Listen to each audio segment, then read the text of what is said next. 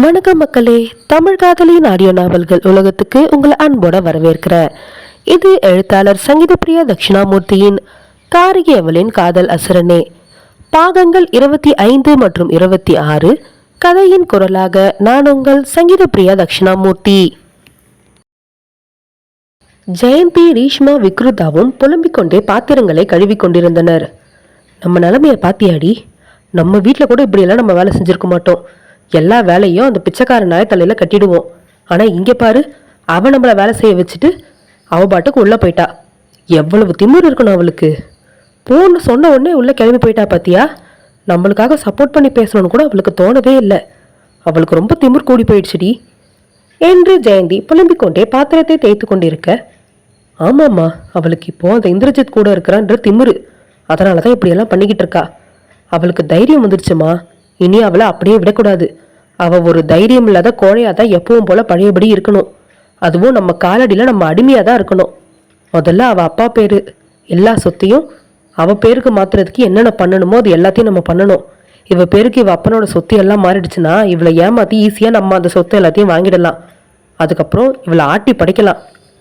இந்த இந்தர் அவ பின்னாடியே பொண்டாட்டி பொண்டாட்டின்னு சுத்திட்டு இருக்கான்ல, சீக்கிரமாவே அவனை என் வலையில சிக்க வைக்கிறேன் பாரு என்று ரீஷ்மா கூற, விக்ருதாவும் எவ்வளோ தைரியம் இருந்தா ஏமலையே அவன் கையை வைப்பான்.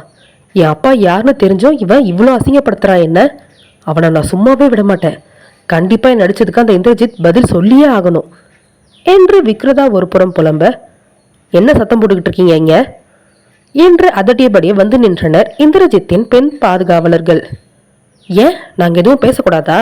நாங்க என்ன உங்க அடிமையா அமைதியா இருக்கிறதுக்கு என்று ரீஷ்மா எகிரிக்கொண்டு செல்ல, அவள் கன்னத்தில் ஓங்கி ஒரு அறை விட்டிருந்தார் ஒரு பாதுகாவலர். அதில் அவள் கன்னத்தில் கை வைத்துக் கொண்டு பயத்துடன் அவர்களை பார்க்க, ஜெயந்தி தன் மகளை அடித்த அந்த பெண் பாதுகாவலரிடம் எகிரிக்கொண்டு சண்டைக்கு சென்றாள். ஏய், என்னடி சும்மா சும்மா மேல கை வைக்கிறீங்க? எவ்வளவு தைரியம் தான் என் பொண்ணு மேல கை வச்சிருப்ப? என்ன எங்களை எல்லாரும் பார்த்தா உனக்கு எப்படி தெரியுது என்று அவள் சொல்ல, அவளுக்கும் ஒரு அறை விழுந்தது பரிசாக. இங்க பாருங்க, சொன்ன வேலையை ஒழுங்கா செஞ்சுட்டு சீக்கிரம் முடிச்சுட்டு இங்கிருந்து கிளம்புற வழியை பாருங்க, இல்ல எங்களோட பனிஷ்மெண்ட் வேற மாதிரி இருக்கும் என்று அவர் கூற, அதற்கு மேல் எதுவும் பேச முடியாமல் அமைதியாக பாத்திரங்களை கழுவ துவங்கினர் மூவரும். அனாதி அறைக்குள் கண்களில் வழியும் கண்ணீரை துடைத்த வண்ணம் அமர்ந்திருக்க, அவள் அருகே சப்பனமிட்டு அமர்ந்தவாறு கட்டிலில் அவளை பாவமாக பார்த்தவாறு அமர்ந்திருந்தாள் வேதா. அண்ணி, ஏன் அழுவுறீங்க? அண்ணா அடிச்சிட்டாங்களா என்று அவள் மழலை மொழியில் புரியாமல் கேட்க, அவளை தூக்கி தன் மடியில் அமர்த்தி கொண்டு அவளை தன்னோடு கட்டிக்கொண்ட அனாதி அவள் தோளில் முகம் புதைத்து அழ, அப்போது அறைக்கு பாலை எடுத்துக்கொண்டு வந்த பாட்டி, எதுக்கு கண்ணி இப்படி அழுதுகிட்டு இருக்க? அதான் இந்த தம்பி வந்துடுச்சுல்ல, இனி எதுவா இருந்தாலும் அது பார்த்துக்கோ. நீ இப்படி முதல்ல எல்லாத்துக்கும் பயந்து அழுகிறத நிறுத்து. தைரியமா இரு. அவளுங்க உன்னை அவ்வளோ கொடுமைப்படுத்தி இருக்காளுங்க, அதுக்கு நீ பதிலடி கொடுக்க வேணாமா? எவ்வளவு தைரியம் தான் உன் மேல கை வச்சிருப்பாளுங்க. நீயும் திருப்பி 4 கொடுத்துருந்தா அவளுங்க அடங்கி போயிருப்பாளுங்க. நீ இப்படி அழுதுட்டு நின்னா என்ன அர்த்தம் என்று பாட்டி கூற, என்னால என்ன பாட்டி பண்ண முடியும்? என்னோட சுபாவமே இதுதான். யாரையும் கோவமா எதிர்த்து எனக்கு பேச தெரியாது. யாராவது அதட்டி பேசினாங்கன்னா கூட அழுதுடுவேன்.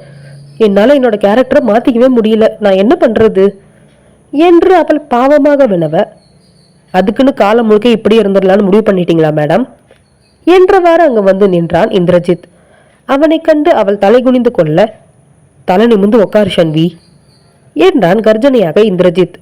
அவள் அப்பொழுதும் அப்படியே இருக்க, வேதாவின் பக்கம் தன் கவனத்தை திருப்பி இந்திரஜித், வேதாமா, உன் அண்ணியை நிமிந்து உட்கார சொல்லு என்றான் அவளிடம் கர்ஜனையாக.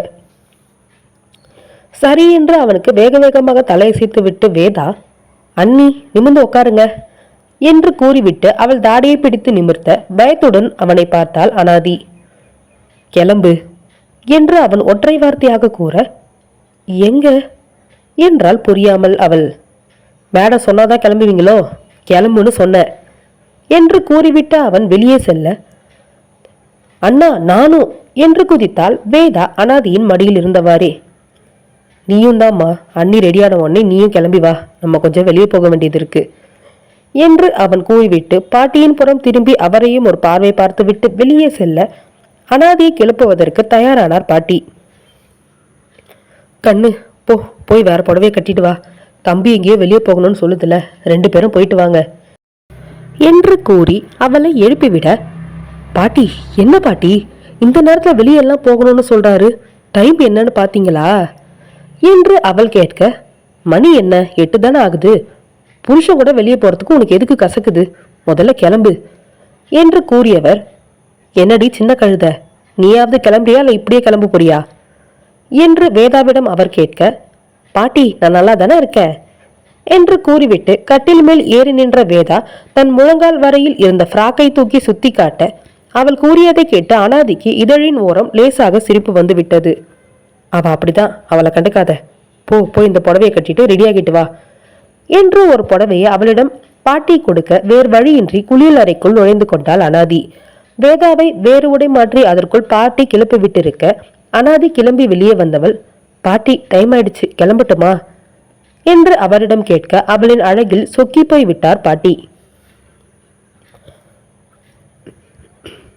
ஆத்தாடி எம்பிட்டு அழகா இருக்க, என் கண்ணே பட்டுடும் போல இருக்கு, 2 பேரும் வெளியே போயிட்டு வாங்க, நான் சுத்தி போடுறேன் என்று கூறியவர் அவளுக்கு நெத்தியில் பொட்டை வைத்துவிட்டு குங்குமத்தையும் வைக்க செல்ல, ஐயோ பாட்டி நான் குங்குமம்லாம் வைக்க மாட்டேன் என்று கூறியவாறு பின்னே நகர்ந்தாள் அனாதி.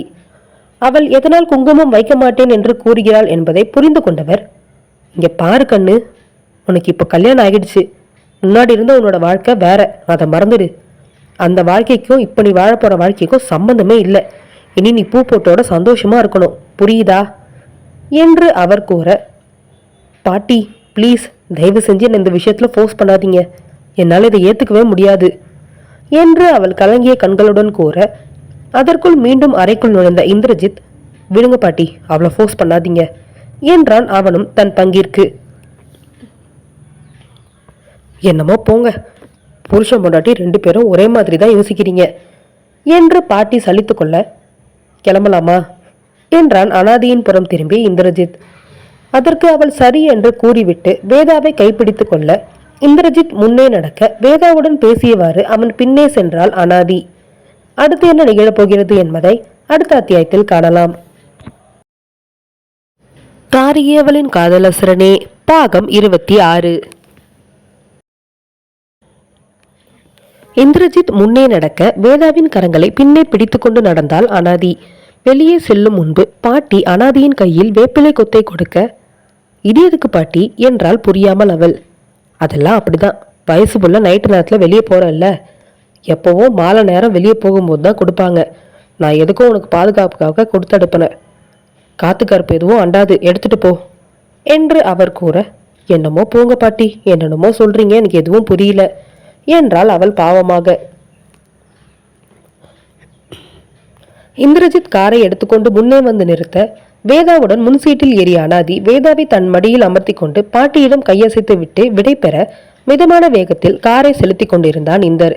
வேதா இந்தரிடம், அண்ணா பாட்டு போடுங்க, ஏதாவது நல்ல பாட்டு போடுங்க, எனக்கு ரொம்ப போர் அடிக்குது, எவ்வளவு நேரம் தான் அமைதியாவே வர்றது என்று அவன் கையை பிடித்து இழுக்க, வண்டி ஓட்டும் போது இப்படி டிஸ்டர்ப் பண்ணக்கூடாது பாப்பா, அப்புறம் அவங்களுக்கு தான் வண்டி ஓட்டுறதுக்கு கஷ்டமா ஆகும் என்று அவளை பிடித்து தன்புறம் அனாதி இழுக்க பாவமாக இந்தரை பார்த்தாள் வேதா. இப்ப என்ன, உனக்கு பாட்டு போடணும் அவ்வளவுதானே, நான் போடுறேன், என்ன பாட்டு வேணும் சொல்லு, போட்டு விடுறேன் என்று இந்திரஜித் காரில் எஃப்எம்ஐ ஆன் செய்ய, எஃப்எம் வேணாம், உன் போன்ல கனெக்ட் பண்ணி பாட்டு போடு என்றாள் வேதா. என் போன்ல பாட்டு எல்லாம் இருக்காதுமா என்று அவன் கூற, உன் போனை கொடு, நானே பாத்துக்கிறேன் என்று போனை அவனிடமிருந்து பிடுங்காத குறையாக வாங்கியவள் அவன் போனில் யூடியூபை ஓபன் செய்து அதில் ஏதோ குழந்தைகள் பார்க்கும் கார்ட்டூன் வீடியோவில் உள்ள பாடலை ஒலிக்க விட்டு அதனுடன் சேர்ந்து தானும் பாடியவாறு வர அவளின் செய்கைகளை எல்லாம் மெய்மறந்து பார்த்து கொண்டிருந்தாள் பெண்ணவள். அவளை ஓரக்கண்ணால் பார்த்த இந்தர், என்ன அவள் அப்படி பார்க்கற என்று அவளிடம் கேட்க அவனின் குரலில் சுயநினைவிற்கு வந்த அனாதி, அது அது ஒன்றும் இல்லை, சும்மாதான் என்றாள் தடுமாற்றத்துடன். நான் எதுவும் தப்பா நினைச்சுக்க மாட்டேன், சொல்லு என்று இந்தர் மீண்டும் கேட்க, பேசாம நம்மளும் குழந்தையாவே இருந்திருக்கலாம்ல என்றால் வேதாவை ரசித்து கொண்டே அனாதி. அவள் கூறியதை கேட்டு புரியாமல் அவளை பார்த்தவன், ஏன் என்று ஒற்றை வார்த்தையாக கேட்க, நமக்கு எந்த கஷ்டமும் தெரிஞ்சிருக்காது, வாழ்க்கையும் சந்தோஷமா இருந்திருக்கும், சின்ன வயசுல மட்டும்தான் நம்ம எந்த கஷ்டத்தையும் உணராம நிம்மதியா இருந்திருப்போம் என்று அவள் கூற, நீ சின்ன வயசுல நிம்மதியா இருந்தியா என்றான் அழுத்தமாக இந்திரஜித். அவன் கூறியதை கேட்டு திடுக்கிட்டவள், ஏன் ஏன் அப்படி கேட்குறீங்க என்று புரியாமல் கேட்க, நீ இருந்த ஆசிரமத்தில் உனக்கு ஒரு வேளைக்கு சாப்பாடு கிடைக்கிறது எவ்வளோ கஷ்டம்னு எனக்கு நல்லா தெரியும். அதுக்குன்னு உன்னை அந்த ஆசிரமத்தில் கொடுமைப்படுத்தினாங்கன்னு நான் சொல்லலை. நீ தங்கி வளர்ந்த ஆசிரமத்தில் அப்போ அவ்வளோ வசதி இல்லை, அதனால் நீ அங்கே கஷ்டப்பட்ட. உன்னை பற்றி எனக்கு எதுவும் தெரியாதுன்னு நினச்சிக்காத ஷன்வி. நீ சின்ன வயசுலேருந்து இப்போ வரைக்கும் என்னென்ன கஷ்டப்பட்டுட்டு இருக்கேன்னு எனக்கு நல்லாவே தெரியும் என்று அவன் அழுத்தமாக உச்சரிக்க, அவன் கூறியதை கேட்டு திடுக்கிட்டவள், இல்லை நீங்கள் ஏதோ தப்பாக புரிஞ்சுக்கிட்டு இருக்கீங்க. நான் என்ன கஷ்டப்பட போகிறேன்? அதெல்லாம் ஒன்றும் இல்லை, நான் எப்போவுமே சந்தோஷமாக தான் இருக்கேன் என்றால் ஜன்னல் புறம் திரும்பி பயத்தில் திக்கி திணறியவாறு. அவள் கூறியதை கேட்டு இதழ் ஓரம் ஒரு சிரிப்பை உதித்தவன், என்கிட்ட போய் சொல்லணும்னு முயற்சி பண்ணாத ஷன்வி, அது உன்னால் முடியாது என்றான் உணர்ச்சிகளற்ற குரலில். அவன் கூறியதை கேட்டு அவன் புறம் திரும்பியவள், ஏன் நீங்கள் என்னை இப்போல்லாம் ஷன்வின்னு கூப்பிடுறீங்க? முன்னாடியெல்லாம் மிஸ் அனாதிகான் தானே கூப்பிடுவீங்க என்று அவள் குழப்பமாய் கேட்க, அது அப்படித்தான் என்றான் ஒற்றை வரியில் பதிலாக. ப்ளீஸ் சொல்லுங்க, பொண்டாட்டிங்கிறதுனால இவ்வளோ உரிமை எடுத்துக்கிறீங்களா, இல்லை வேற ஏதாவது காரணமா? தயவு செஞ்சு என்ன காரணம்னு மட்டும் சொல்லிடுங்க என்று அவள் மீண்டும் அவனிடம் கேட்க, அப்பொழுது உண்மையை அவளிடம் கூற இயலாது என்பதால், நீ முதல்ல சொன்னதுதான் காரணம். இப்போ நீ என்னோட பொண்டாட்டி, அதனால உன்னை உரிமையா இப்படி கூப்பிடுறேன், போதுமா என்றான் இந்திரஜித்.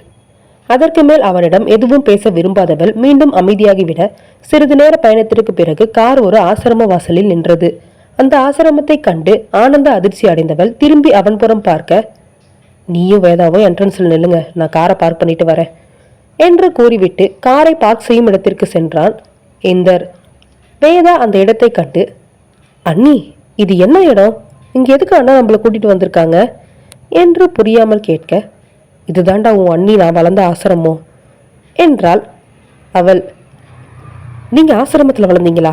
எனக்கு புரியலையே என்று அவள் மண்டையை சொரிய, அந்த ஆசிரமத்து வாழ்ந்த நாட்களின் நினைவுகளில் கண்களில் துளித்த கண்ணீருடன் நின்றிருந்த அனாதி அவள் கூறியதை கேட்டு மென்புன்னகை சிந்தினாள்.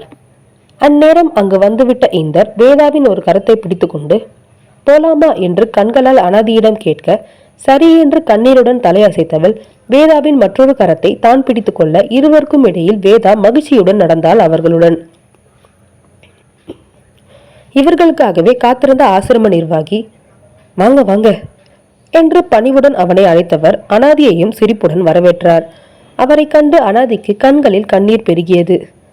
ஐயா என்று அவள் நாத்தழுத்தழுக்க அவரை அழைக்க, அவளின் அழுகைக்கு புரியாமல் அவளை பார்த்தவர், எதுக்குமா அழறீங்க என்று புரியாமல் பதட்டத்துடன் கேட்க, என்ன உங்களுக்கு தெரியலையா ஐயா என்றாள் அழுகையுடன் அனாதி. தெரியலையேம்மா என்று அவர் பதட்டமாக கூற, இவ உங்க ஆசிரமத்துல தங்கி வளர்ந்த பொண்ணு ஷன்வி அனாதிகா தான் என்றான் அனாதிகாவிற்கு முன்பாக இந்திரஜித். அனாதிகா என்று அவளின் பெயரை உச்சரித்து பார்த்து சிறிது யோசித்த அந்த பெரியவர் பின்பு முகத்தில் பிரகாசத்துடன், அனு நீயாமா இது என்று மகிழ்ச்சியாக அவளை பார்த்து கேட்க, ஆமாங்க ஐயா என்று கண்ணீருடன் கூறியவர் அவர் காலில் விழுந்து ஆசிர்வாதம் வாங்க, அவளை ஆசிர்வதிக்க தோள் தொட்டு தூக்கிவிட்டவர் அவள் தலையில் கை வைத்து, 100 வருஷம் சந்தோஷமா வாழ்வ, எவ்வளவு நாள் ஆகுது உன்னை பார்த்து, ஆளே அடையாளம் தெரியாம மாறிட்ட என்று உண்மையான சந்தோஷத்துடன் அவர் கூற, ஐயா நம்ம ரொம்ப நேரம் இப்ப பேச வேண்டாம், குழந்தைங்க பசியோட இருப்பாங்க, சாப்பாடு எல்லாம் கார்ல இருக்கு, இது என்னோட கார் சாவி, இதை கொடுத்து சாப்பாடெல்லாம் எடுத்துட்டு வந்து குழந்தைங்களுக்கு கொடுக்க சொல்லுங்க என்று இந்திரஜித் இடையில் புகுந்து கூற, ஆனந்த அதிர்ச்சியுடன் அவனை திரும்பி பார்த்தாள் அனாதி. அடுத்து என்ன நிகழப்போகிறது என்பதை அடுத்த அத்தியாயத்தில் காணலாம்.